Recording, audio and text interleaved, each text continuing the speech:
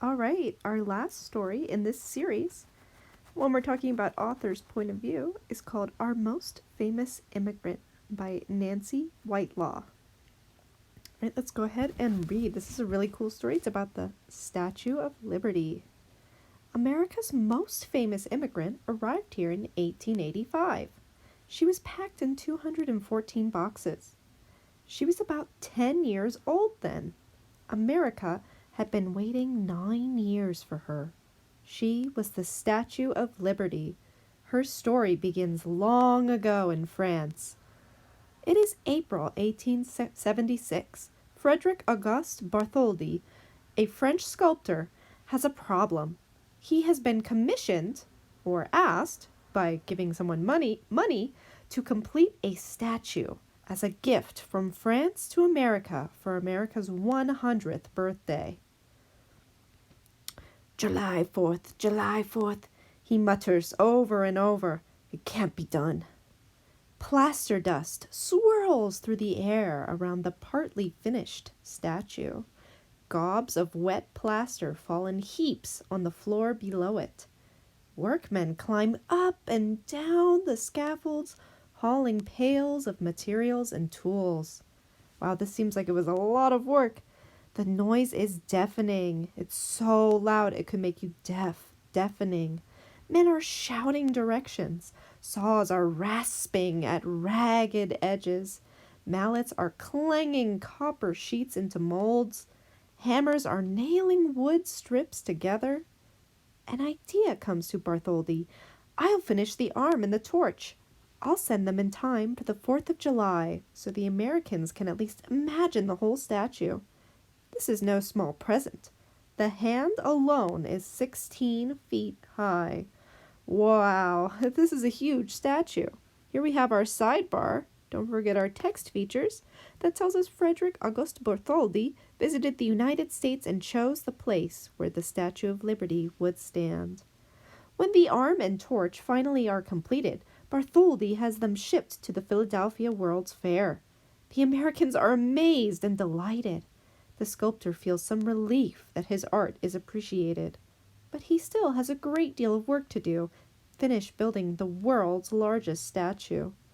In 1878, the head of the Statue of Liberty was displayed in Paris, France. A small copy of the complete statue was shown with it.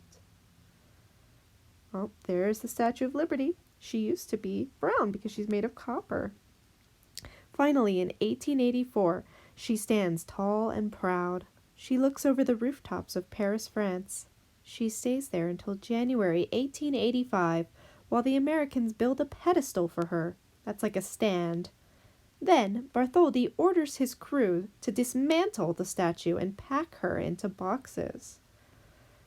214 boxes arrive at Bedloe's Island in New York Harbor on June 17th, 1885. A reporter opens some of the boxes. I found one case that just had the eyebrows on the forehead, he writes. Another contained the left ear and some pieces of hair. One box that was 8 feet long held just one of her curls. Workmen in America assemble the statue, all 216 feet of her, on an 89-foot-tall pedestal. On October 28th, 1886, crowds of cheering spectators gather at the shore to watch the unveiling.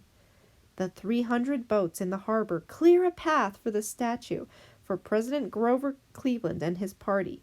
Bartholdi, positioned high in the torch of the statue, pulls the cord to unveil the face of the statue called Liberty Enlights the World. Thousands cheer, wave banners, blow whistles, sound sirens, beat drums, and ring bells. All right, so remember we're thinking about what the author thinks about the topic they're writing about. So before we even look at the questions today, how do you think the author feels about the Statue of Liberty? Do you think they're impressed with it? Do they like it? It seems like this author is very impressed with how the Statue of Liberty was created, just based off of the words that our author has used. So this is all you have for homework tonight, just one question. With which statement would the author of this article most likely agree? Which one is closest to how the author feels? Do they feel that building the Statue of Liberty was an amazing accomplishment?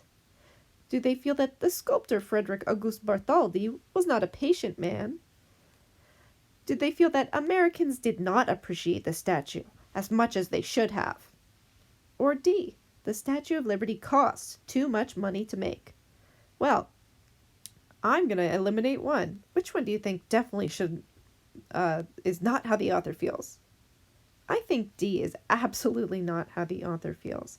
We didn't even hear anything about money in this article, and the author definitely didn't think that it cost too much money to make.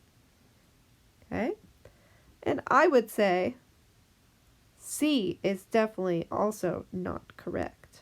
So between A and B, think back to how the author felt about the statue. And go ahead and pick your educated guess.